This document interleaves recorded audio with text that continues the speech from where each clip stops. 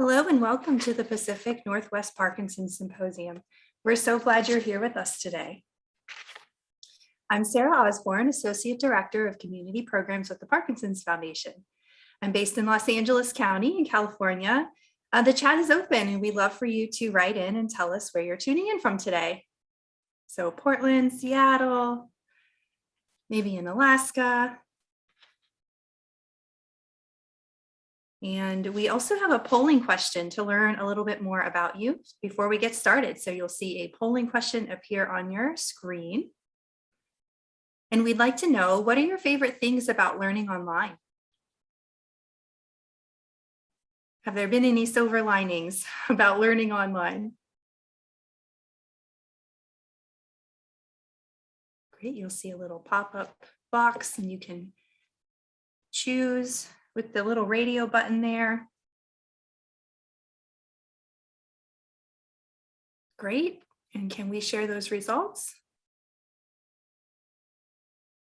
So hearing speakers I wouldn't normally get to hear, right? And being comfortable in my own home. Yes, I can get behind that for sure. That's great. Thank you so much for sharing. Okay, so a huge thank you to our sponsors who make these programs possible: Kyowa Kirin, Boston Scientific, Adamas, and AbbVie. We thank you so much for your support, and we invite everyone to learn more about them at the link in the chat.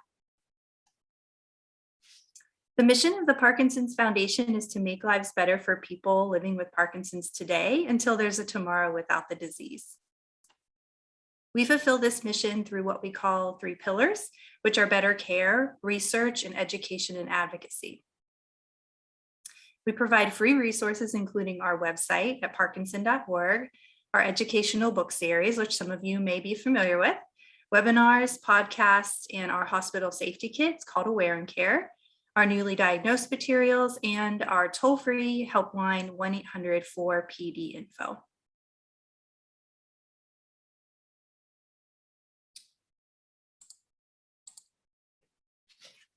The Foundation's newest research project is called PD Generation, and it is a free at-home genetics test for people with a confirmed Parkinson's diagnosis. We'll share that information in the chat, and the website is parkinson.org/PDGeneration. Also, right now, we're a partner in a research project called Topaz, which studies bone fracture prevention. You can call us at the 1-800 number if you'd like more information about this study. We also recently started a new initiative that's meant to capture the community's perspective on various topics in Parkinson's disease, like mental health, telehealth, and cannabis. By signing up for this initiative, we'll email you about 4 times a year with about a 10 to 20 minute survey, and we always report the findings back to the community. Okay, we do hope that you'll stay connected to us on our website, social media channels, and by phone and email, as well as through our helpline.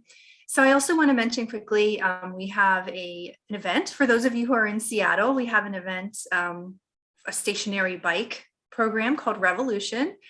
This year it is February 26th of 2022. And today we have Alexis Rodriguez, who's our regional director, and she can answer questions and give you more information about that bike ride.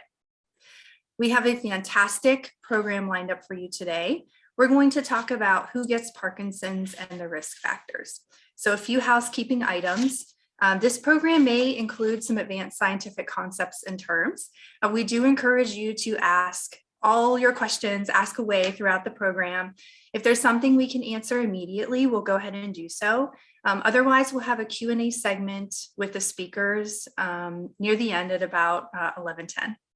We also want to let everyone know that we'll record this meeting. We will post it on our YouTube channel, and we will share the video after the event via email.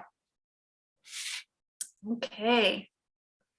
And now I am very happy to introduce our first speaker today, Dr. Joseph Quinn. Dr. Quinn is a neurologist, movement disorder specialist at Oregon Health and Science University and the Portland Veterans Affairs Medical Center, as well as a director of the Parkinson Centers at both institutions. He's previously served as a core director at OHSU's Alzheimer's Center. And Dr. Quinn devotes his time to caring for patients in a clinical setting, as well as performing research that focuses on treating and preventing cognitive decline and dementia in individuals, including patients with Alzheimer's and Parkinson's disease. Specific research projects range from animal studies, testing experimental treatment strategies, to clinical studies evaluating biomarkers and interventional treatments. Welcome, Dr. Quinn. Thanks very much, and thanks for inviting me to do this. And thank you all out there tuning in to hear about this today. Let me get my slides tuned up for you. Okay. I'm hoping you can all see the slides okay. Please let me know if that's not the case. My assignment today is to tell you a little bit about the genetics of Parkinson's disease. And then we'll have another speaker to talk about non-genetic influences, environmental causes of Parkinson's disease. And I also will be presenting some introductory slides just about Parkinson's disease in general. These are materials prepared by the Parkinson's Foundation, and we'll go through these first, since I know there's going to be a mixed audience. Some people are very familiar with this introductory material. Some people are new to Parkinson's disease. So Parkinson's is a progressive brain disease.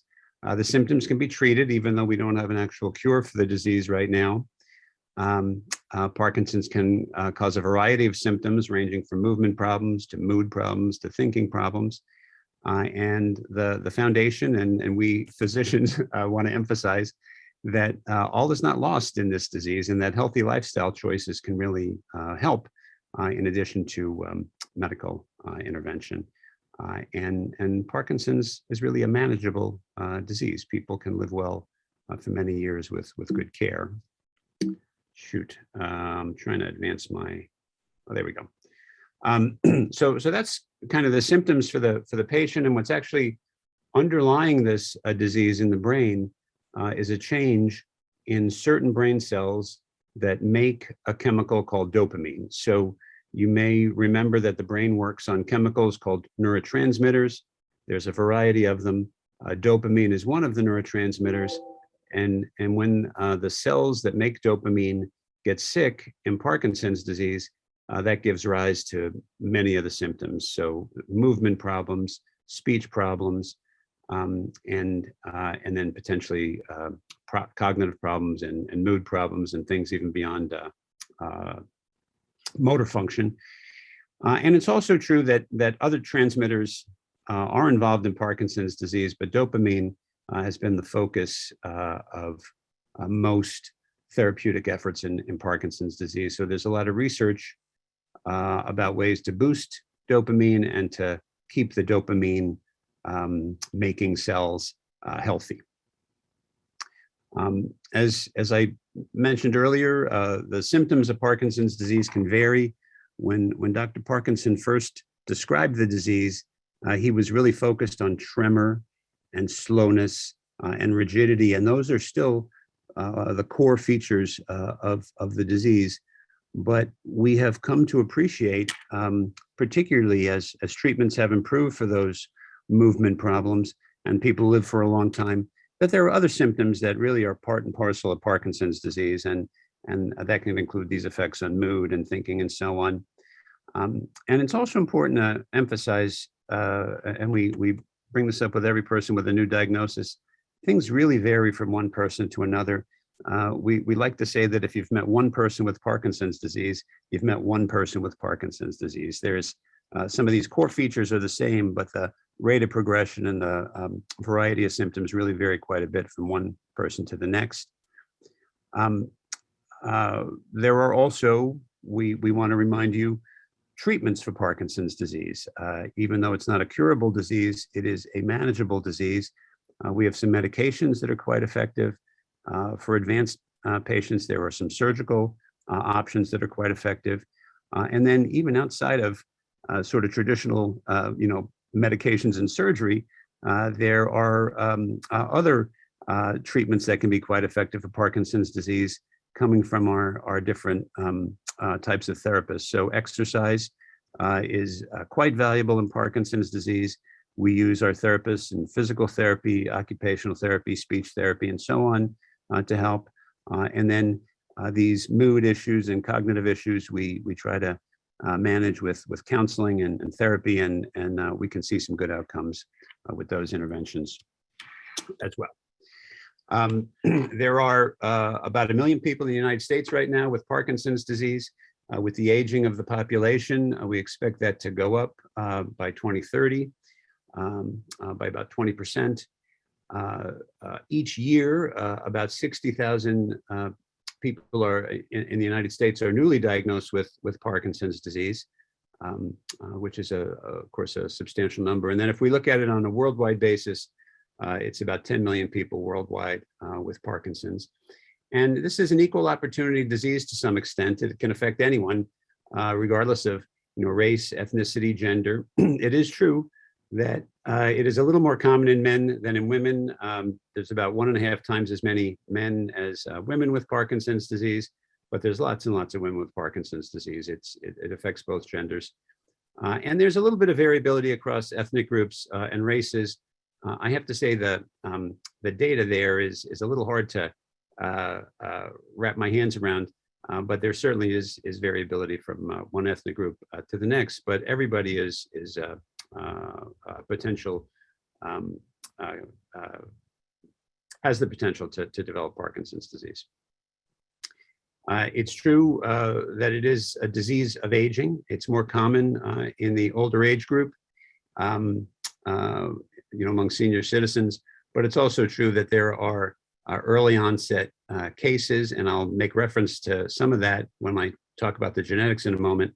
And some of the people are quite young, meaning even younger than age 50, and the estimate here is about 4% of all people with Parkinson's disease are diagnosed at that early age. And then some of these genetic variants occur even earlier than that, and we'll come back to that in a minute. My slides are stuck again. Okay, and then here's a map to give you a sense of the prevalence of Parkinson's disease. And the darker the blue, the higher the prevalence of Parkinson's disease. Part of this has to do with the demographics of the state. The older the state, the more Parkinson's disease you're going to have.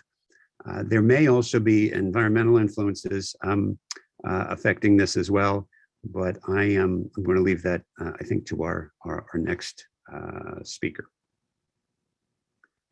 So let's see. So then, what exactly causes Parkinson's disease? And this is something that every patient that I diagnose wants to know where they got it, and they want, can you tell me what caused my Parkinson's disease? And in almost every case, I can't tell them with precision. You are going to hear today about identifiable genetic causes, and even though, as it points out here, 10, maybe even 15% of people do have an identifiable genetic factor that's involved, that's the minority of people, and we usually don't pin down the cause of Parkinson's in an individual case. There are also even more rare cases where a single environmental cause is identified, but that's also pretty rare that we make a diagnosis in our clinic and relate it to an environmental cause with any sort of certainty. That is not to say that genetics and environment don't play a role, and that's what you're going to hear about today. And what we think happens in most cases is that there is a perfect storm of some level of genetic risk, some level of environmental risk, which in retrospect is going to be hard to identify in an individual case, but which ultimately give rise to this disease. All right, so now we're going to move on to really focus on my assigned topic, which was the genetics of Parkinson's disease. And I saved my textbooks from when I was a resident, which admittedly, when I was training in neurology, which admittedly was a long time ago. I trained in the early 90s, and my textbooks were from the 80s. And I saved them because I like to refer back to them, and on this occasion, it was particularly illuminating. So these are the two standard textbooks, and in the first one, It says, with regard to Parkinson's disease, well, they say there's some hereditary cases, but I don't really believe it. The occurrence is you can have a case in a family just by chance. We don't think there's much of a genetic cause.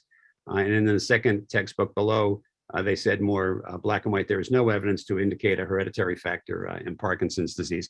So this was the case when I was in medical school, where they tell you that half of what you learn is wrong, and you just have to figure out which half it is. Well, it turns out this half was wrong. And what we know now is that a whole, boy, my slides, is that a whole number of genes are associated with Parkinson's disease. And they have, in some circles, been called PARC, followed by the number of the gene. You can see 16 of them represented here in this review from a few years ago, and there are others that have been identified since then. So the field has gone from thinking there were no genetic causes to realizing there's lots of genetic causes. And it is clear genetics play an important role in Alzheimer's disease, in Parkinson's disease. But genetically determined Parkinson's disease, meaning you walk into the doctor's office and we see you and we do a test and we identify the gene that caused your disease. It is still relatively rare, even with this advance in understanding.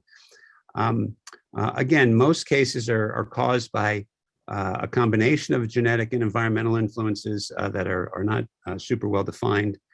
And these known genes are seen in a minority of patients and families, but it's very important for us to start to identify those patients and families, and I'll explain that in a couple of minutes. Those bullets that I just pulled together on that last slide are very much in line with the always reliable information from the Parkinson's Foundation, which is laid out here, making the point that the absolute cause is unknown, but the scientists in the field and the doctors in the field recognize that there's some combination of genetic and environmental factors. So I want to talk about specific genes, and in order to talk about that, I think it would be helpful to discuss a little bit general principles of genetics. And you may remember some of this from high school genetics. And for starters, for each gene that we have two copies. We have two chromosomes full of genes. And for any given gene, we have two different copies. And sometimes there is a gene associated with a disease wherein we just need one so-called bad copy of the gene to actually cause a genetic disease. And when that happens, we say there's one good gene and one bad gene. The term is heterozygous. And if a person has one good copy of the gene and one bad copy of the gene, that means when they have a child, they're gonna pass just one of their genes to each child. So there's, in this circumstance, there's a 50% chance for each child to inherit the gene in this circumstance. And the inheritance pattern in this case we call autosomal dominant, meaning if you get the gene, you're gonna get the disease. And this diagram sort of describes how that phenomenon works. And these genetic diagrams are set up so that the circles are female and the squares are male. And the black squares are the individuals who carry the gene. And the two that are linked together, that's a husband and wife pair. And then the figures below that are their children. And then of course their children marry and have more children. So what you see from the top line, the man has the gene, the woman does not have the gene. And then you look down to the next line and 2 of the 4 kids have the gene. The kids that don't have the gene don't pass it on. The kids that do have the gene then pass it on to the grandchildren at a rate of about 50%. So this is the simplest, I think, version of genetic causes of diseases in general, and applies to some cases of Parkinson's disease. So this is the scenario when just one bad copy of the gene is necessary to promote the disease. And this is autosomal dominant inheritance. Now, some of the genes that have been associated with Parkinson's disease are inherited in this way. That is, the risk of Parkinson's disease is imparted by inheritance of that single gene. And the names of those genes are on the left here. So one of them is called GBA, and that is actually the most common genetic contributor to Parkinson's disease, the most common genetic cause of Parkinson's disease. Even though it's the most common genetic cause, it's present in only about 5% of Parkinson's disease. And I'm going to expand on that one in a minute. The second gene, which is listed here, LRRK2, it's the second bullet here. We refer to that as LRRK2. That's the second most common, and that accounts for about 1% of Parkinson's disease. So here, the two most common genes are accounting for somewhere around 5%, somewhere around 1%. And then the rest of the genes are much less frequent than that. And there's two other genes that I'm going to describe in a little more detail. And they are each less than 1% of all cases of Parkinson's disease. So let me go on, and I want to describe the GBA gene in a little more detail, because there's some very interesting research going on in this area, and it's worth expanding upon. So GBA is an abbreviation for the longer term that you see at the top of your slide, glucocerebrosidase, and that is an enzyme. And the reason that it's worth knowing a little bit about this is that this gene and this enzyme has been studied for a very long time, long before it was associated with Parkinson's disease, because people who have defective GBA genes, if they have two bad copies of the GBA gene, they develop a disease called Gaucher's disease.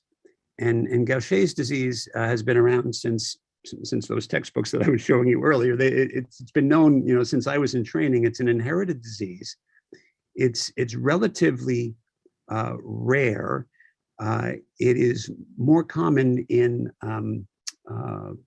people of Ashkenazi Jewish descent. So the prevalence is actually higher in Israel and higher in New York than it is here on the West Coast.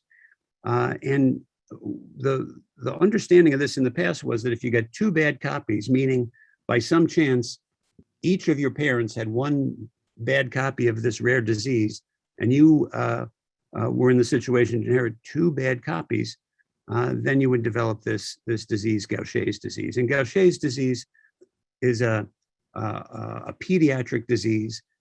Children are affected, and they have serious brain problems that go beyond Parkinsonism. And this, as I say, has been known for generations. But what is a little newer is the realization about 20 years ago that people who just have one bad copy of this GBA, they don't develop Gaucher's disease, but they are at high risk of developing Parkinson's disease. And as this has been investigated further, it's turned out that this particular gene is the most prevalent genetic cause of Parkinson's disease. And it's become a focus of quite a bit of research that I will describe a little bit later on. Now, the description that I just gave you, and I'm going to go back to my figure here, showing how the gene is inherited is correct with respect to a gene that exhibits what we call autosomal dominant inheritance. And if GBA were fully expressed in every individual who had the gene, the inheritance pattern of GBA-associated Parkinson's disease would look like this. But there's a confounding factor. And that is the fact that some genes, even though you have the bad gene, they are not fully expressed. So you can have the gene, but not express the trait. And this phenomenon of incomplete expression of a gene is called penetrance. If in some cases there's a gene that's 100% penetrant, then everybody who gets the gene gets the disease. The challenge with Parkinson's disease and with GBA is that many genes are not fully penetrant, and the GBA is a good example of that. The GBA gene is not fully penetrant. It will be inherited by children at a rate of 50%, but since it is not fully penetrant, not everyone who gets the gene will get Parkinson's disease. And the rate of penetrance, meaning the percentage of people with the gene who get the disease, is estimated around 10 to 30%. So this penetrance issue really complicates things considerably, but it's important to be aware of it, particularly as we are entering an era when more and more of our patients are going to get genetic testing. If the test comes back and you have a diagnosis of Parkinson's disease, you learn that you have a GBA gene, you're going to become anxious about passing that on to your children. But the fact that even passing on the gene does not guarantee that the child will grow up to develop Parkinson's disease, I think is important to appreciate that. Now, that holds not only for the GBA gene, which is the most common of these genes, but also for the LRRK2 gene, which is the second most common. So interestingly, this gene is also more prevalent in people with Ashkenazi Jewish genetic heritage. And again, like GBA, you just need one copy of the gene to be at risk for Parkinson's disease. But again, like GBA, the penetrance is incomplete. These estimates vary widely. The best estimates I saw were talking about a 25% lifetime risk in particular populations with the gene. So this is, I wanted to introduce you to the idea of how these genes are inherited, but this issue of penetrance is something that is going to be challenging to communicate to patients as they receive their genetic testing results. So I wanted to make sure that we took the opportunity to share those ideas with you. The other genes that are inherited in this autosomal dominant pattern include a gene that is abbreviated as SNCA. This is really quite rare, but it's very interesting because this gene encodes the protein, which is the chief component of the Lewy body. Some of you, or many of you may know that Parkinson's disease is associated with something you see in the dopamine neurons under the microscope at a brain autopsy, and that's something that's called the Lewy body. Lewy bodies are comprised primarily of this stuff called alpha-synuclein, and this gene is actually encoding that stuff, making a very strong link between alpha-synuclein and Parkinson's disease. So it's a very rare disease, a rare gene, but potentially very important to our understanding of Parkinson's disease. The fourth gene that's listed here, I will say much less about. It's also a very rare gene. It's associated with sort of typical garden variety late onset Parkinson's disease. It's quite rare, but I mention it primarily because it is tested by this PD generation study that was mentioned earlier and that I'll mention again in a couple of minutes. So those are the genes that are associated with what's called autosomal dominant inheritance, where you just need one copy of the gene. I want to turn to the idea of a different type of inheritance. These are different types of genes, and they tend to produce a little different version of Parkinson's disease.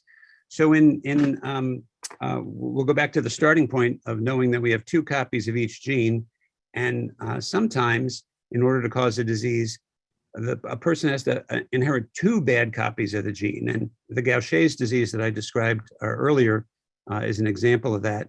But then in the setting of Parkinson's disease, there are some genes that are only expressed as Parkinson's disease if there are two bad copies of that. And that state with two bad copies is sometimes referred to as homozygous. And in this case, you have to inherit one gene from each parent. So, so you may inherit one of those genes from each parent. Some of your siblings may also inherit both of those genes. So there's siblings that will express the disease because of their genetic state, but the parents may not express it and the grandchildren may not express it. So it's a very different inheritance pattern than what we talked about with these other genes. This is a diagram of how it works. And if we think about the first three lines here, you see some of the figures are half filled in, and that means they have one gene. So they don't have the disease, but they carry the gene. None of those, so in those two generations, you wouldn't think there was any Parkinson's disease. Even the third generation going down, it doesn't look like there's any Parkinson's disease because there's no people with the whole square filled having two genes. But then you go to the next generation where by chance, two of the parents, both of the parents have a copy of the disease. Some of the kids inherit two copies of the bad gene. So you see it in two siblings, but you would not see it in the generation before or the generation after. This is a little more complicated than the last version, but I mention it because some of the genes in Parkinson's disease are inherited in this manner. And the names of the most common of these are listed here. So there's a gene called Parkin, there's a gene called PINK1, and there's a gene called DJ1, sometimes referred to by its Park designation of Park7. These are all very rare diseases. And these genes that are associated with autosomal recessive inheritance, meaning two bad copies, they tend to start in younger people and sometimes are the cause of these very rare cases of super young onset Parkinson's disease. So this gene Parkin will actually appear in early, the Parkinson's disease itself can appear in early adult life. This is a very rare form of Parkinson's disease, not something that is likely to be present even among many of the people tuning in today. Occasionally, this gene has been associated with some later onset forms, but it tends to be younger people. PINK1, another gene in this category, also tends to be associated with early onset disease. In this case, not usually those juvenile onset, but clearly before age 50. And as we said before, that's only about 4% of all the people with Parkinson's disease. So a fraction of those people may have PINK1 mutations. And then this DJ1 or Park7 also tends to produce an early onset gene before age 50. So I showed you that long table of genes. I think there were 16 on it, but what I'm summarizing here is a smaller list of genes that even though none of them are super common, they are among the more common causes. The ones on the left are the autosomal dominant ones. The ones on the right are the autosomal recessive.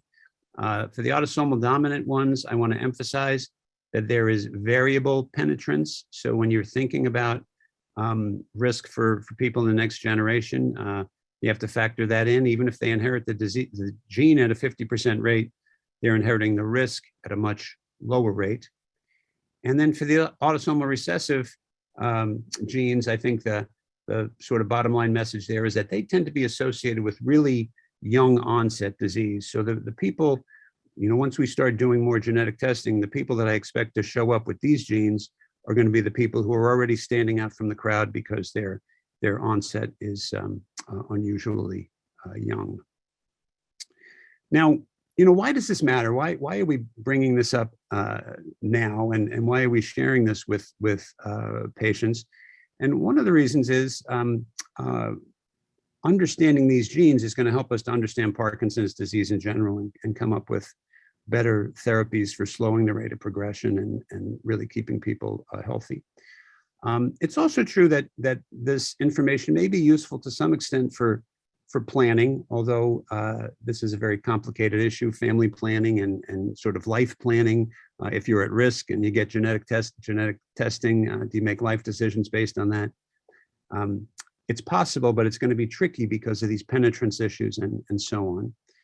But the third reason is that knowing the genetic causes or the genetic background of people with Parkinson's disease may allow us to develop therapies that are tailored to the gene, meaning if you have GBA-associated Parkinson's disease, maybe there's a special treatment for that version of Parkinson's disease compared to somebody with LRRK2 Parkinson's disease, compared to somebody who doesn't have those genes. This is an aspiration right now, but this type of idea has been applied in other diseases like cancer and that sort of thing. And it's illustrated in this figure that a friend of mine put together in a paper a couple of years ago. And if you look up at the top where it says population of individuals, you'll see all these people have different colors. So that's the overall population, and the different colors represent the fact that everybody's different, including genetically different. The way we do things now is we make a diagnosis based on the signs or symptoms, so that level of the figure where it says signs or symptoms, now you see people who are grouped together based on signs or symptoms, but they're still different. There's 3 different colors here, and let's say these are 3 different genes. The practice of medicine now is we use a single pill for everybody who fits the diagnosis. So if somebody here has the signs or symptoms of Parkinson's disease, we give them all pretty much the same treatment, and the outcomes vary quite a bit depending on the individual.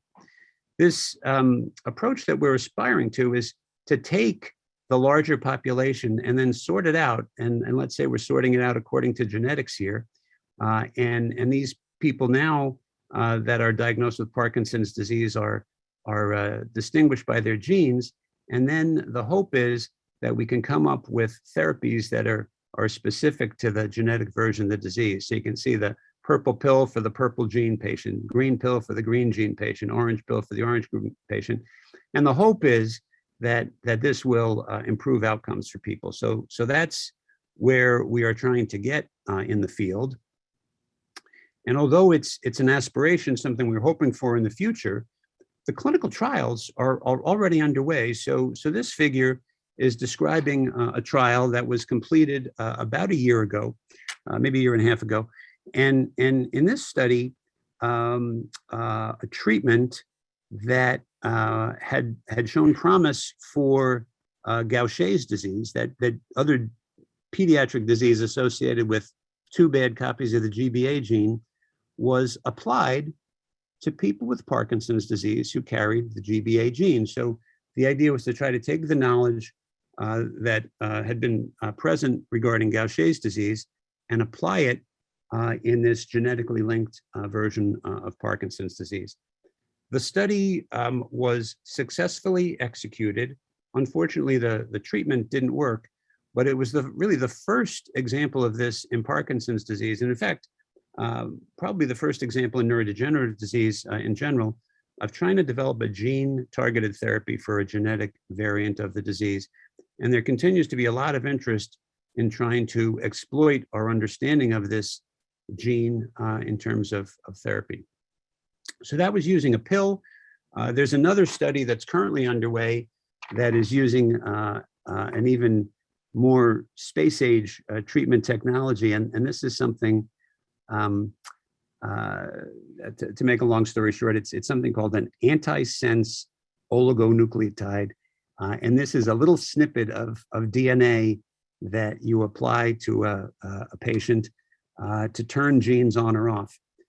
And this is currently being tested in people that have this LRRK2 mutation that I mentioned a few minutes ago. So the LRRK2 gene can very precisely be turned on and off using this technology. And this study is active and in very early phases, but it's making the point that it's another study that relies on identification of a genetically discrete population of people with Parkinson's disease. So this is a goal to have precision medicine. It is already a reality that these clinical trials are underway, but the challenge is genetic testing is, as you all know, it's not part of the standard for management of people with Parkinson's disease right now. We don't routinely get genetic testing, and insurance issues and other issues prevent us from doing that. It can really be, even when we conduct these trials, it is a real bottleneck to get everybody genetically tested and screened. If we have a gene, even like GBA, 5 up to 10% of the population, that means if we screen 100 people, we're only going to get 10 for the trial. So this is really a real challenge and a real hurdle to get over for advancing clinical research in this area. So the Parkinson's Foundation has actually stepped in to help in this effort, and this was already mentioned as the PD generation study. So this is the study that's been launched by the Parkinson's Foundation, is being funded by the Parkinson's Foundation, and you can participate in this study in one of two ways. If you are in the neighborhood of a Parkinson's Foundation Center of Excellence, you can have the process initiated there, and the local physicians can share the results with you. You can have either a blood draw or a cheek swab to have the genetic testing done. The 7 genes that I mentioned in that one table, 4 autosomal dominant and 3 autosomal recessive, are tested, and they're tested in a clinically approved lab, so that you're, in the case of doing this at the Center for Excellence, Center of Excellence, the physician will be able to share those results with you and explain them to you. It's also possible, if you're not in the vicinity of a Center of Excellence, OHSU is a Center of Excellence, but if you're beyond that area, you can also do it at home, and somebody remotely will share the results with you.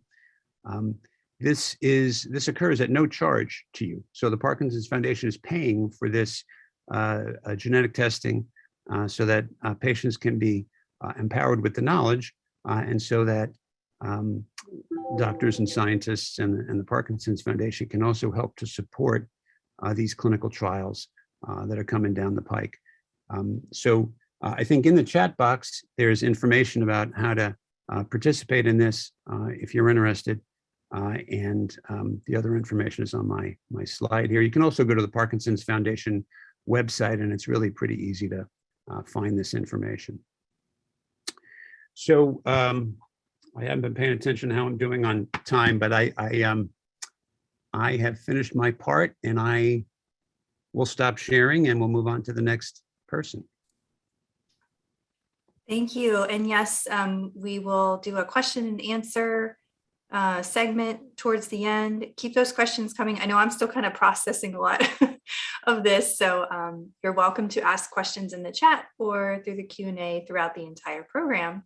Thank you so much, Dr. Quinn. Really appreciate the discussion. So now we're going to take a real quick break to stretch and get moving a little. We're going to hear from Laura Lou Pate McCarthy. She is a laughter ambassador, a chair fitness specialist, and a Parkinson's disease movement and voice instructor. She has previously traveled with the Ringling Brothers Barnum and Bailey Circus and the Pickle Family Circus. So she has formal training and experience performing acrobatics, low trapeze, physical theater, and clowning. And right now she is leading group exercises in the greater Portland area and is a laughter yoga instructor. So also want to thank Parkinson's Resources of Oregon for recommending Laura, and take it away.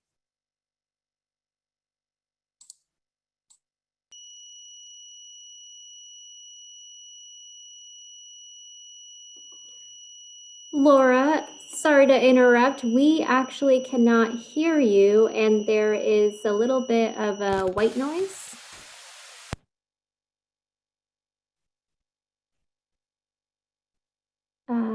Nope, still cannot hear you.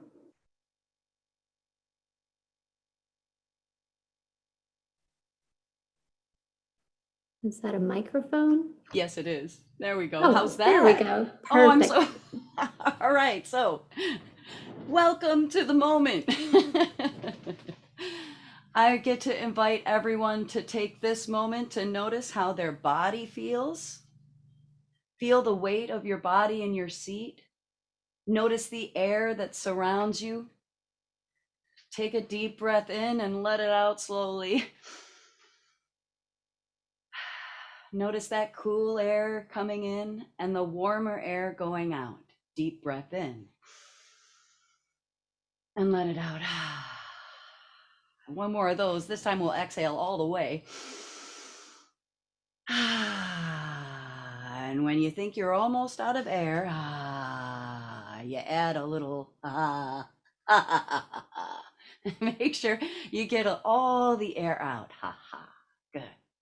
Now, sit on back in your chair, and I'm going to remember to say that everything we do together in these minutes should feel comfortable as you do them. And I want to invite you to move your face around now, because face has got to move too. Right? And feel the muscles and the skin stretching. And then relax your face. Dry out your mouth and swallow if you need to. Every once in a while, we're going to be letting out a little vocalization like a sigh or a laugh. And so feel your weight in your seat. Notice the connection between your feet and the floor or that which supports them. And move your shoulders up and down. Now, we've got the shoulders moving, so notice how they're feeling today and relax them down. Want to do a couple shoulder rolls, just sending them up towards the ears, shoulder blades gently together in the back and down. Shoulders up towards your ears, towards each other in the back and down. And again, shoulders up towards each other in the back and down. And tilt your head from side to side, loosening up your neck. All right. Now, if you're seated and you're using the back of your chair, make sure your tailbone is scooched all the way to the back and use the back of your chair for support. Want to get a little bit of body movement going, so move your fingers and your toes. Fingers and toes. How much can you move your toes inside the shoes you have on right now? You can slip them off if you want to. Okay. And then relax your hands, relax your feet. And we're going to do a little voice and movement combined exercise, moving through the wrists and the ankles from the heels to the toes, and at the same time saying heel, heel, or oh, ho. And we'll start slow and then speed up. Notice your breath. Stop if you need to take a break. Deep breath in. Hee hee, oh ho. Hee hee, ho ho. Hee hee, ho ho. Hee hee, ho ho. Hee hee, oh ho. Hee hee, oh ho. Hee hee, oh ho. Hee hee, ho ho. Hee hee, oh ho. Hee ho, hee ho, hee ho. If it gets you laughing, allow that to happen. And catch your breath. Good. Now a little bit of lower body. Move your knees together and apart. Moving the knees in and out. Use those leg muscles. Know what muscles are working to move the legs. Good. And relax your toes as you move your knees in and out. Engage the low belly muscles strongly. Feel your weight in your seat and settle your knees over your heels. This one is called hands falling like leaves or feathers. We're going to reach up towards the sky, taking a deep breath in. And on the exhale with a sigh, the hands get to float down like leaves falling from the trees, caught in the wind, different from each other, different each time. Reach up, take a deep breath in. And stay tall as you exhale.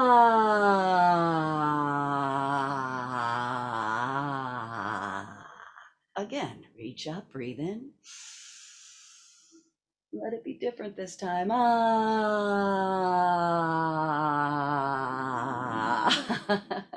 And one more like that. Reaching up, breathe in. Good.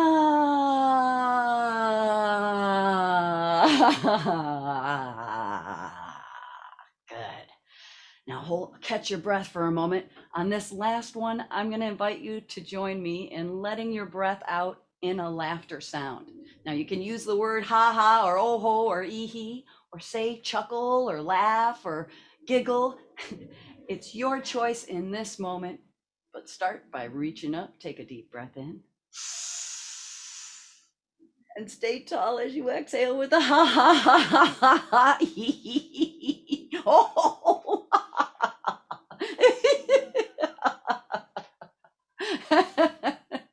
And when your hands are down, go ahead and rest them on your lap. Feel your weight in your seat again. And love to also now bring in some clapping.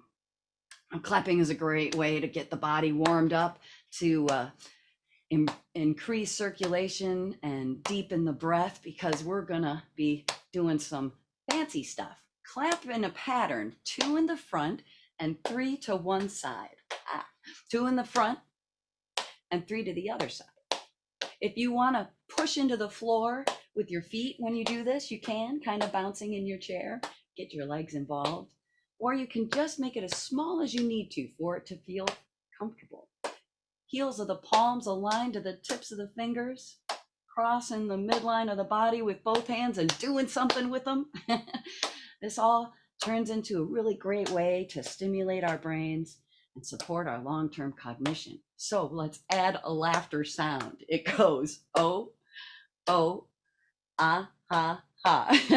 Oh, ho, ah, ha, ha. And repeat. Oh, oh, ah, ha, ha.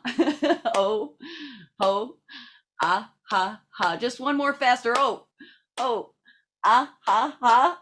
Oh, ho, ah, ha, ha. An extra celebration. Yay, yippies, or yahoo, whatever feels good to yell out in your space here in this moment. Good. Take a deep breath in and out. And take a deep, gentle breath. Notice the difference, the quality difference between those 2 breaths. And know that that awareness can help us calm the body, deepen our breath in the moment, and allow us to get the nutrients that we need to make our brains work. So I'm going to go ahead and ask you now to reach across, and either on the top of your chest or on top of your shoulder, give yourself a pat on the shoulder. Good job showing up today.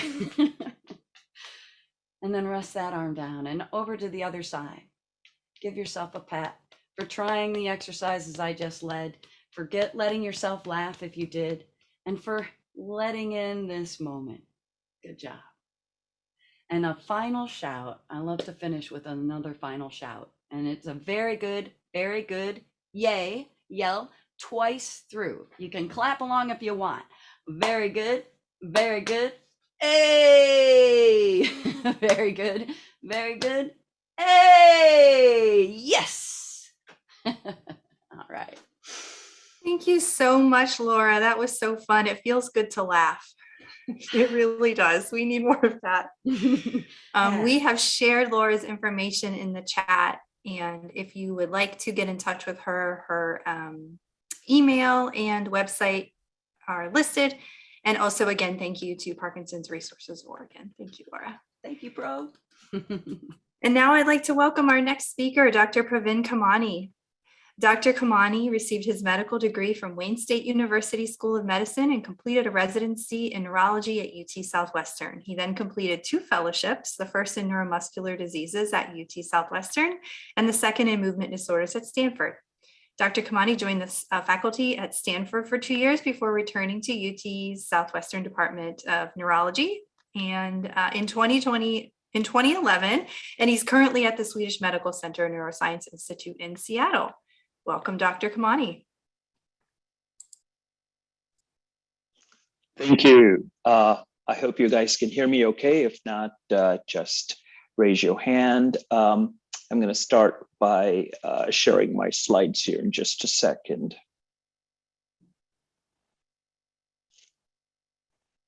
All right. I hope you guys can see that first slide. If not, if you can't hear me, please let me know. Thank you, Parkinson's Foundation, for inviting me to talk about environmental risk factors for Parkinson's disease. I thank Dr. Quinn for such an excellent lecture. It kind of dovetails with mine. So I'm going to dive right in. You have had a very good intro on what is Parkinson's disease and what are the genes that are potentially involved in Parkinson's disease. I'm going to be talking about the external environment, and hopefully we will bring it all together towards the end of my talk. So what I've done is I've looked at the literature over the past several years, and I've selected the most recent and some of the most seminal studies that have looked at environmental risk factors for Parkinson's disease. It is as daunting to study the external environment as it is the internal environment, which is the body, because we are exposed to so many things throughout our life. It becomes very difficult to tease one risk factor for disease versus another. But some of these studies have done their best to do that. There are a lot of methodological differences between these studies, meaning the methods used are different, so the outcomes are different as well. We have to keep that in mind when we are talking about environmental risk factors for Parkinson's disease or for any disease for that matter. This particular paper that was published in 2020 looked at risk factors for Parkinson's disease. I thought that they had a good methodology. They looked at simultaneous assessment, interactions, and potentially causes of these risk factors. So some of these studies that have been done have looked at individual risk factors, but this particular study looked at multiple risk factors in 694 Parkinson's disease patients and a similar number of controls. They looked at the literature to see which were the risk factors that were most associated. They selected 31 risk factors that have shown over the past decades to be associated with Parkinson's disease. A questionnaire was administered to all these patients, and a cluster analysis was done. A cluster analysis allows looking at individual risk factors, but also to see if risk factors cluster together in individuals, because an individual could be subject to more than one environmental risk factor throughout their lifetime. Well, this particular study showed that coffee consumption, smoking, and physical activity were protective. That is, they were associated with a lower risk of Parkinson's disease. But having a family history of Parkinson's disease, dyspepsia, which is defined as abdominal pain, indigestion, and includes other GI or gastrointestinal problems, it's a very generic term, was associated with the high risk of developing Parkinson's disease later on in life. And then exposure to pesticides, oils, metals, and general anesthesia were positively correlated with a risk of Parkinson's disease. In the cluster analysis that was done, 4 groups were found in terms of risk factor exposure.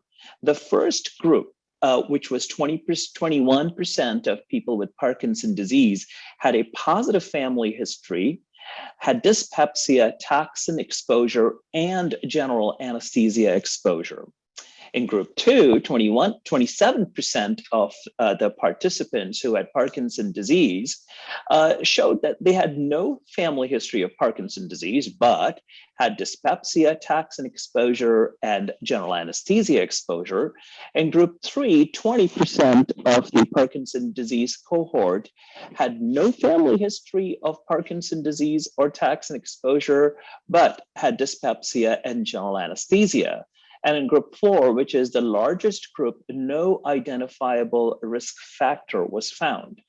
And it is actually as complicated as this, although we do not want to be distracted by the numbers and statistics. The cluster analysis needs to be interpreted in the following manner, that people can be exposed to various risk factors. Not everyone is exposed to the same risk factors and not everyone is exposed to a known risk factor for Parkinson's disease. The problem with this study, as we will see with other studies, is that it was done in Italy. It applied to the entirely Italian population, all white. There was no ethnic diversity just by virtue of the demographics that they had. The duration of exposure to toxins and general anesthesia was not specified. The cause of dyspepsia was not specified, and this is important because scientists believe that dyspepsia could be a symptom of Parkinson's disease very early on, as opposed to a separate risk factor. The amount of smoking or physical exercise was not fully quantified. And because a questionnaire was administered to the cohort, there was a recall bias. If you don't remember your exposure to a particular risk factor, you will not note it down. And there was no explanation for lack of risk factor in that group 4, which had no identifiable risk factor, although that was not the goal of the study. But that still begs the question, why did those individuals develop Parkinson's disease? Obviously, just exposure to the risk factor is not the only sort of reason to develop Parkinson's disease. And that leads to the last limitation is no genetic tests were done, not in individuals who reported a family history of Parkinson's disease, and not in group 4 that had no risk factors, identifiable risk factors. So that was the first study I wanted to illustrate in terms of how are risk factors studied in Parkinson's disease and what are the limitations of such studies. Leads me to another study, which is a very large study, which was a review of reviews. In the scientific method, we have different kinds of scientific studies. One is just a review of the literature. The other is actually following people over time and determining if there is disease or if there is risk modification or if there are risk factors. And then there is a review of reviews called a meta-analyses. This particular study looked at the published literature going back decades, and they identified 979 articles that were found in their search. And by using statistical methodology, 38 articles were selected that looked at 75 risk factors associated or reported with Parkinson's disease. And they identified the risk factors by virtue of the strength of evidence. Class 1 evidence was the strongest, and class 4 was the weakest evidence vis-a-vis risk factor to Parkinson's disease. Class 1 evidence showed that physical activity was protective and that constipation was a risk factor for Parkinson's disease. There were other risk factors that were associated with Parkinson's disease in their review, but because of methodological reasons, poor statistical significance, and weakness of the studies that they reviewed, these were not included. These were anxiety and depression, head injury, use of certain medicines called beta blockers, pesticide use, dairy product consumption, the vitamin B12 deficiency, atrophy of the brain, working outdoors, rural living, farming, excessive alcohol use, and poor bone mineral density or osteopenia, and a retinal thickness, which is a thickness of the retina in our eyes. Smoking, coffee, drinking, calcium channel blocker use, and serum uric acid were found to be protective, but not significantly so. So the only risk factor that they thought was protective was physical activity, and the risk factor that was associated with Parkinson's disease was constipation. The limitations of meta-analysis are built into the methods. This particular study is a review of reviews. It's not a prospective study. There is, when you do a review and a meta-analysis, a dilution of evidence that is just baked into the process.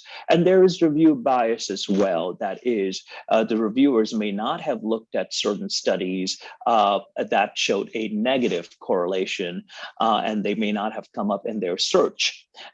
Several studies were rejected during this process. Out of 979, only 38 were chosen. Why? Were the criteria too stringent?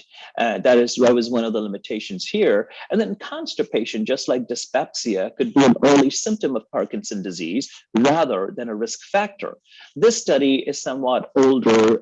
It was done in 2015, and that needs to be kept in mind. This next study was one of the landmark studies performed in 2007, an older study, but still relevant. It was called the Geo-Parkinson study. This looked at environmental risk factors for Parkinson's disease and Parkinsonism. Multiple risk factors associated with Parkinson's disease were studied based upon a review of the literature and the index of suspicion of the scientists. This was a case control study done in Scotland, Malta, Romania, Sweden, and Italy. Again, this was not applicable generally to the entire world, if you will. The US did not participate in this study at that time. 767 Parkinson's disease subjects and 1989 controls, that is healthy controls without Parkinson's disease, were studied. Again, a questionnaire about risk factors was administered to everyone, and they had to complete it. In the questionnaire, people had to document their exposure to pesticides, iron, solvents, manganese, copper, which are metals, well water, spring water, or river water drinking, exposure to smoking, amount of alcohol, use of anti-anxiety medications and antidepressants, family history of first-degree relative of Parkinson's disease, and having the head injury causing a loss of consciousness. So they found out in this particular study that a first-degree relative, having a first-degree relative with Parkinson's disease, which alludes to a genetic basis for Parkinson's disease, was the risk factor that was the highest associated with developing Parkinson's disease. And then anti-anxiety, antidepressant medications, exposure to pesticides, drinking well or river water, being knocked unconscious at least once, were all associated with a risk of developing Parkinson's disease positively. Smoking during your lifetime was thought to be protective. That was a negative correlation with developing Parkinson's disease. However, there are limitations of this particular study. Number one is it's older, 2007, that's 14 years old, so it may not be completely applicable to current times. Risk factor selection bias was there. The scientists determined that certain risk factors were more relevant than others. How did they determine that? That was not explained. Recall bias, because it was a questionnaire studied. If you didn't remember a risk factor, you didn't put it down. What kind of pesticides were people exposed to was not outlined. And then depression and anxiety, just like constipation, have been documented as very early signs of Parkinson's disease, so they may not be separate risk factors.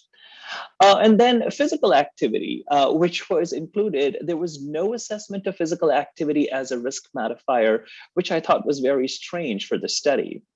A third of the cases did not have any risk factors, and there was no explanation for these.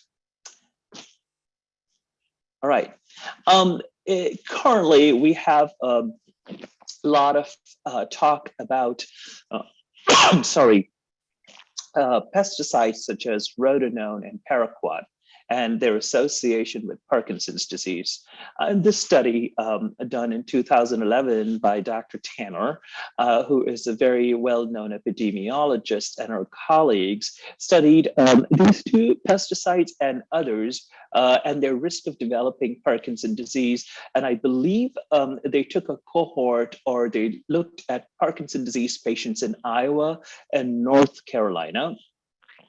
The question they wanted to determine is, do pesticides affect mitochondria in the cell and cause Parkinson's disease? Mitochondria are the energy producing molecules or energy producing machines in our cell. Without mitochondria, we cannot function, the cell cannot function. So this was a case-controlled study, which was part of the agricultural health study, which was a much larger study. 110 patients with Parkinson's disease and 358 controls, healthy controls, were seen. Exposure to rotenone, paraquat, DDT, 2,4-dichloro-diphenyl trichloroethane, and other pesticides were studied. Also, lifelong smoking and family history of Parkinson's disease were evaluated in this group of people. They found that 98% of men and 44% of men had ever used pesticides in this particular study. A majority of men, and I think that is because a majority of the people they studied were farmers, who happened to be traditionally men. Use of any pesticides, any at all, was associated with Parkinson's disease significantly compared to no use. And the exposure had to be at least 25 lifetime days. Rotenone and paraquat were the most associated with Parkinson's disease, and Parkinson's disease developed 2.5 times more often and at a younger age with rotenone exposure.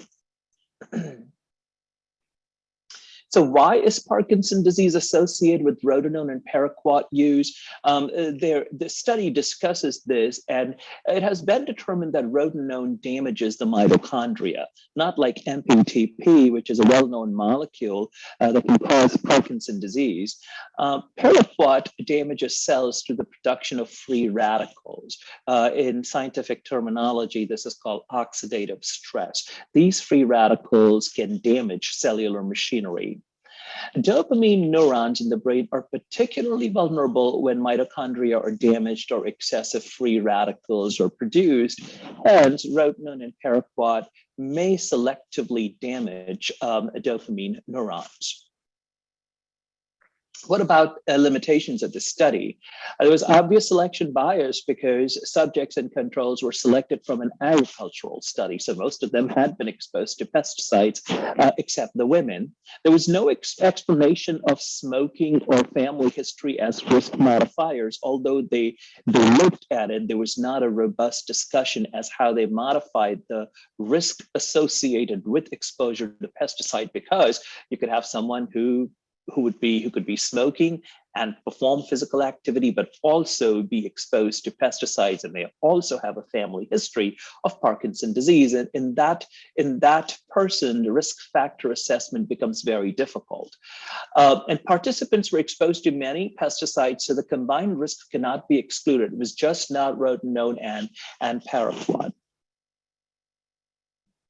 This study is closer to home in Washington, and it caught my eye about a year ago. I thought I would like to publish this. People who live in Washington may be able to relate to this. This study looked at premature death in Parkinson's disease patients in Washington state, vis-a-vis estimated residential exposure to agricultural chemicals. The aim of this particular study was to look at association between pesticides and premature death in Parkinson's disease.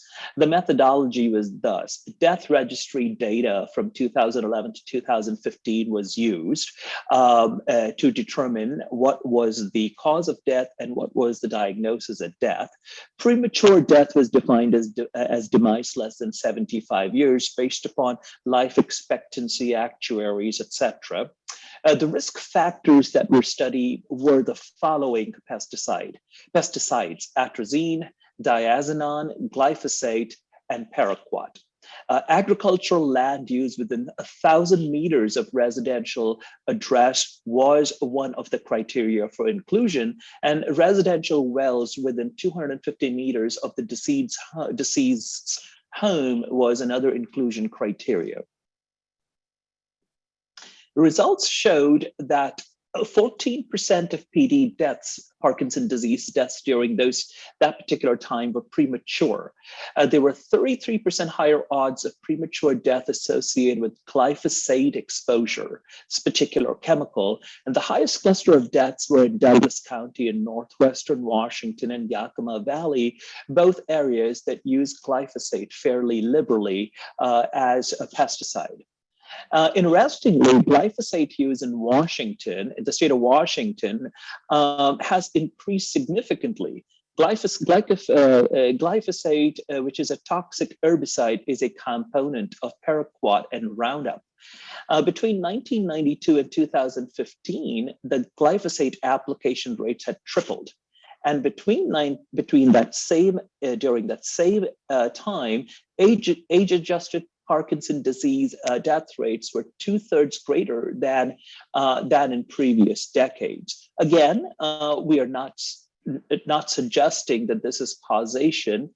This is correlation, but I still think it's relevant. Sorry. The limitations of the study were that other risk factors, modifying risk factors, smoking, physical activity, genetics were not reviewed. Duration of the residence of each subject was not established. For instance, people could have lived for 1 year in that particular residence, which was closer to an agricultural land, or 2 years or 5 years, or maybe a few months, which changes the exposure duration.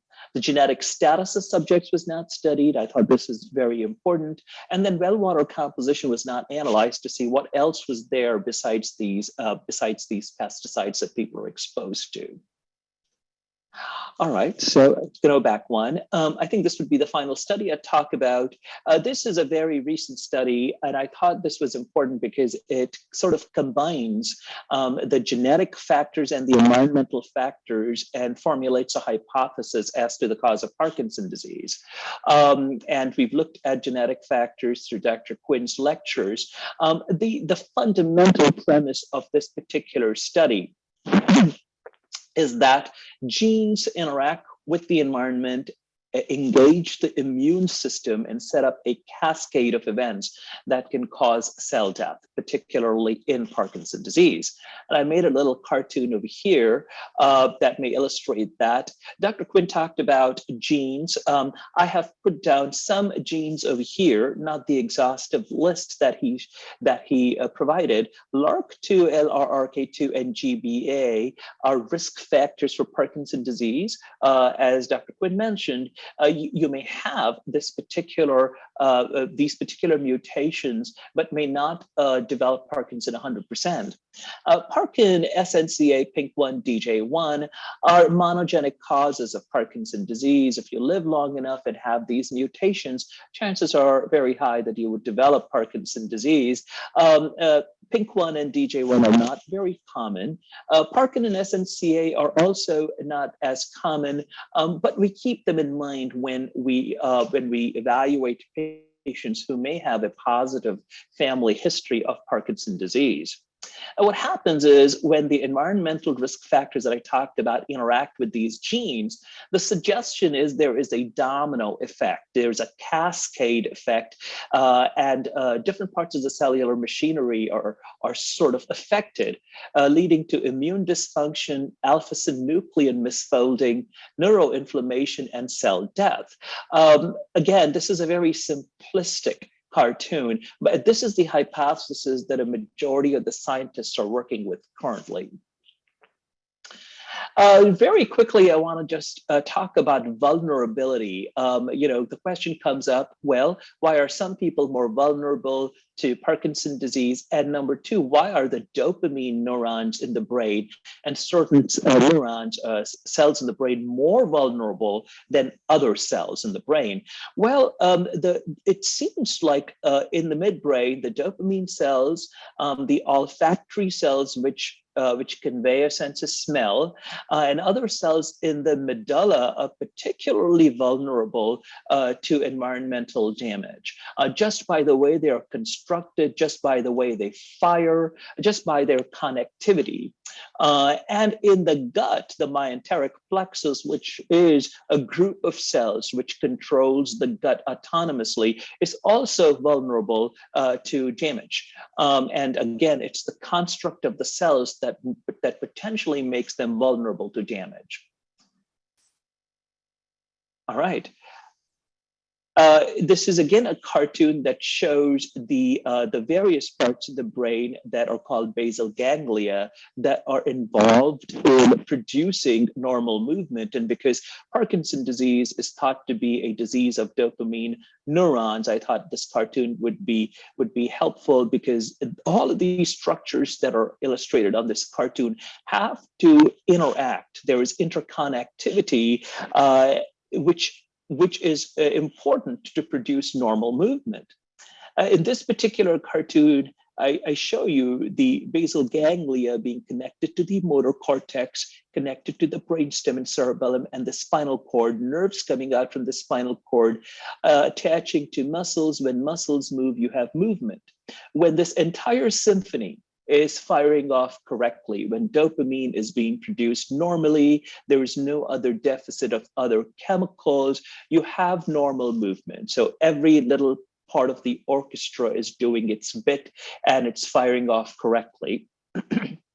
Unfortunately, when there is a loss of dopamine, right over here in this basal ganglia area, from symphony, you go to cacophony. The orchestra is not conducting the piece really well.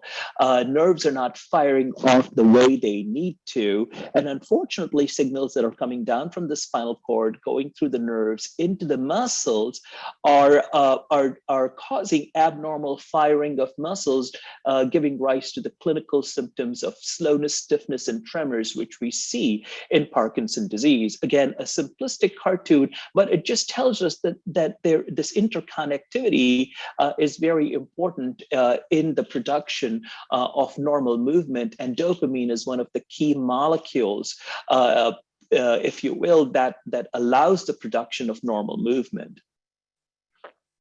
But we know that in Parkinson's disease, there is dopamine cell loss, but other cells are affected that are vulnerable to damage. So it is a disease of both motor problems and non-motor problems, such as balance, sleep, speech, mood, memory, blood pressure, bladder function, bowel function, etc. So it is more complex than just dopamine. Finally, I think I'm just going to end with this very simple hypothesis that what causes Parkinson's disease is an interplay between the external environment, all the risk factors we talked about, and the internal environment, including aging, which is the most common risk factor. This interplay basically is responsible for the symptoms of Parkinson's disease. How we tease this out through research trials and customize medicine to each individual person affected by Parkinson's disease, something we call precision medicine, is what we are looking forward to in the next decade. And I'm very optimistic that we will be able to unravel this mystery and treat and perhaps even slow down the progression of Parkinson's disease effectively. I'm going to end with this slide. When we talk about risks, we should also talk about risk modification. Regardless of the limitations of the various studies that I've presented, the leitmotif or the central theme is that these chemicals that we are exposed to and pesticides are no good for us, be it they're harmful to the brain or to other parts of the body. Avoiding them and using protective gear, etc., is very important. And then healthful living. I underline sensible physical activity because in all good, well-conducted studies, physical activity, movement is really important as a risk modifier, and it has to be sensible. There is non-sensible or insensible physical activity which involves knocking your head and becoming unconscious and getting concussions, etc. That kind of activity is harmful. So it has to be sensible physical activity. And then we didn't talk about diet and mental health because we didn't have time, but a Mediterranean diet and really good mental health, which involves effective social and cognitive engagement, are positive risk modifiers. And if we adopt this kind of healthful living, we would be able to minimize the risk of developing Parkinson's disease, but also other diseases such as cardiovascular disease. So with that, I will end, and I thank you all very much for your attention. And I'll be happy to take questions. Thank you. Great, and we are going to also invite Dr. Quinn to join us on screen here. Wonderful. Thank you both for these presentations. So much information here. I want to just start a few of these questions by saying that there's a lot of questions sort of about the difference between things that could maybe increase our risk of having Parkinson's, being diagnosed with Parkinson's, and then also when we already have Parkinson's, in progressing the Parkinson's. Do you see what I'm saying? So a lot of the questions are sort of along those lines. And so, Dr. Quinn, I mean, this is one of those questions. Should I take up coffee drinking to help my Parkinson's, or is that more of a preventative to prevent Parkinson's? We don't have good evidence that starting coffee will change the outcome of Parkinson's, and there has been some limited clinical trials in that area. But your questioner is correct that the things that increase risk don't necessarily modify the course of the disease. To look at the genetic factors, you might think that they would do both, but they don't always. So, for example, GBA does, and I'm simplifying a complex area, but the GBA gene does seem to be associated with a more rapid progression and a worse outcome in Parkinson's disease. But LRRK2 does not. And LRRK2 almost has some protective effects against some of the late manifestations of Parkinson's. So what we would think intuitively is that they would be linked, but we're always surprised when we dig into the data. Maybe Dr. Khemani wants to comment on this as well.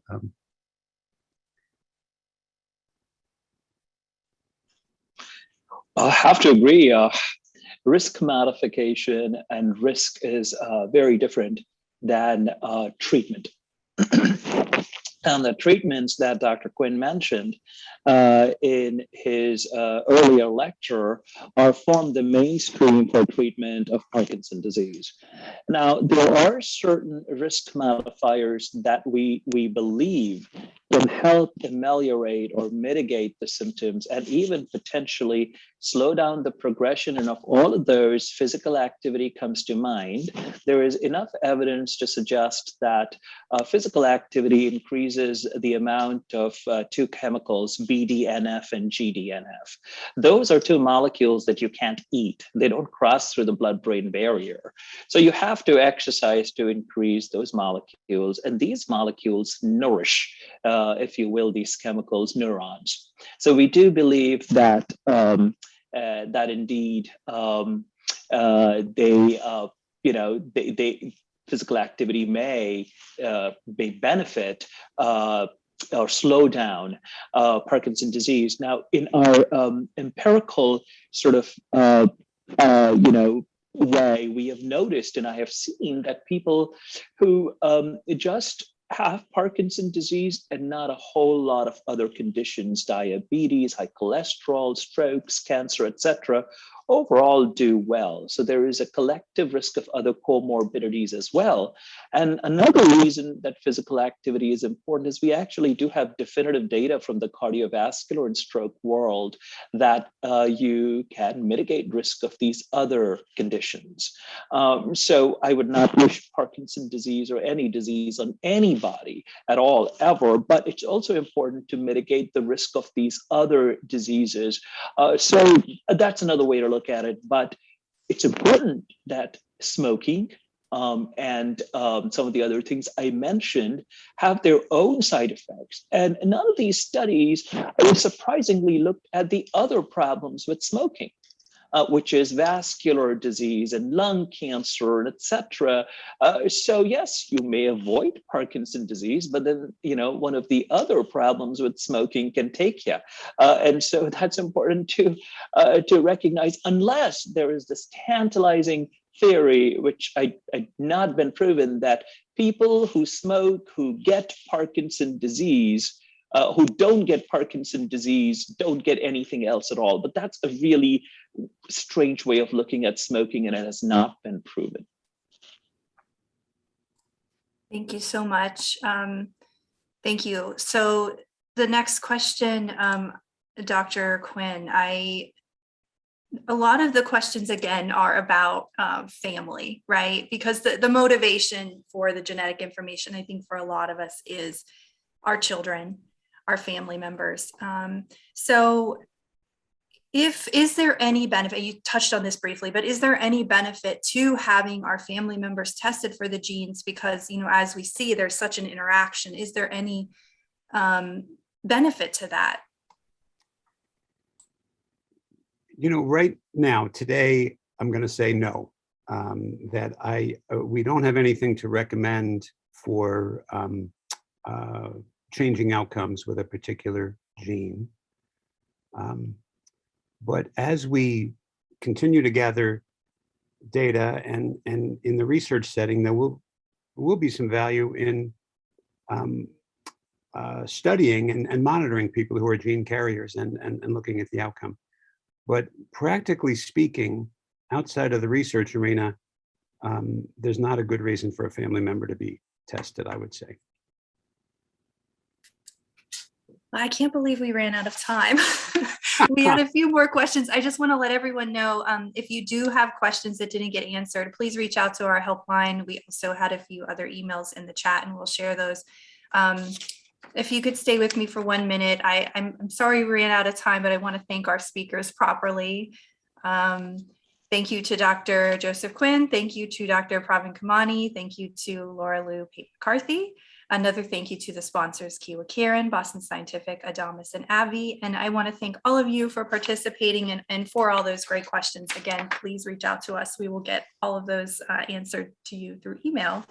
Okay, so today's session has been recorded. Many of you asked for that, so you could listen to it in more detail and stop and start to take notes. It will be archived on the Parkinson's Foundation YouTube channel, and a link will be sent to you via email. If you need to order any free resources, please use that same email to contact us. Thank you all so much for joining us. Stay safe and have a happy holiday season. Thank you. Thank you. Bye.